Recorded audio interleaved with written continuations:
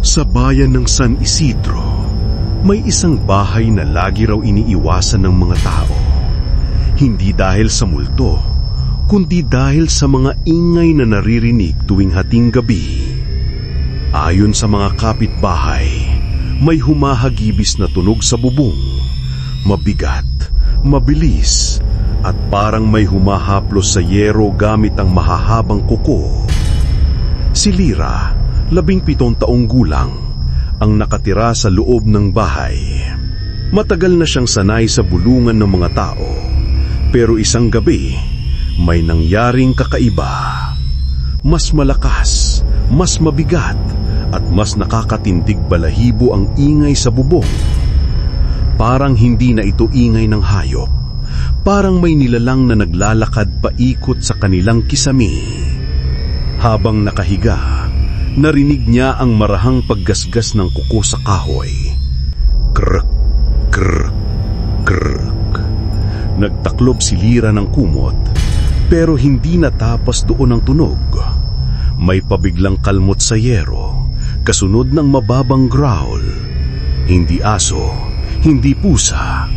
Masyadong malalim, masyadong gutom.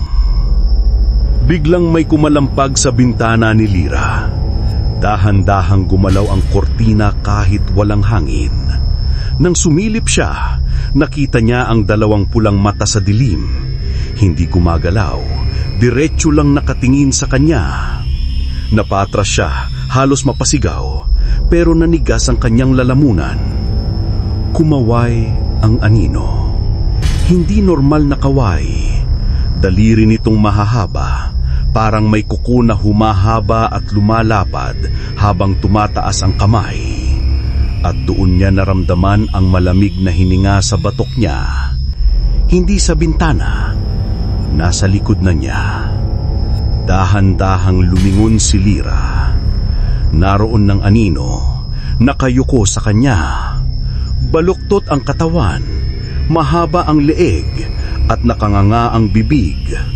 Puno ng matatalim at malalapad na ngipin. Ang balat nito ay kulay abo, parang tuyong dahon na nababalatan. At ang amoy dugo na matagal nang natuyo. Aswang! Bulong ni Lira. Tumikim ang nilalang, parang natatawa. Mabango ka. Naglakad itong paabante, parang naglalaway. Pero bago siya maabot, biglang tumulog ang kampana ng simbahan ng 12:00. Tumigil ang nilalang, napangiwi ito parang nasasaktan. Ngunit hindi ito umatras, mas lalong itong nagnitnit. Bumilis ang paglakad nito, tumalon papunta sa kanya. Napasigaw si Lira at tumakbo palabas ng kwarto. Nadapa siya sa hagdan pero hindi siya tumigil. Rinig niya ang aswang na bumababa sa dingding, hindi sa hagdan. Dinidikit ang mga kuko nito sa pader, parang gagamba. Pagdating niya sa sala, tumama ang buwan sa mga mata niya. Nang itaas niya ang tingin, nasa kisami na ang halimaw. Nakadikit, nakabaliktad, at nakangiti. Walang tatakbo, sabi nito. Bumukas ang pinto. Si Mang Doro, ang matandang kapitbahay, may hawak na palaspas at bote ng langis. Lira, humiga ka! Nang itapat ni Mang Doro ang palaspas, umalingaw-ngaw ang hiyaw ng aswang. Malakas, matinis, at parang humihiwa sa tenga. Nagliyab ang balat nito na parang sinusunog ng hangin. Kumawala ang halimaw at tumalon palabas ng bintana, naglaho sa dilim. Hingal si Lira. Hindi niya alam kung anong nangyari o paano alam ni Mang Doro ang lahat. Lumapit ang matanda.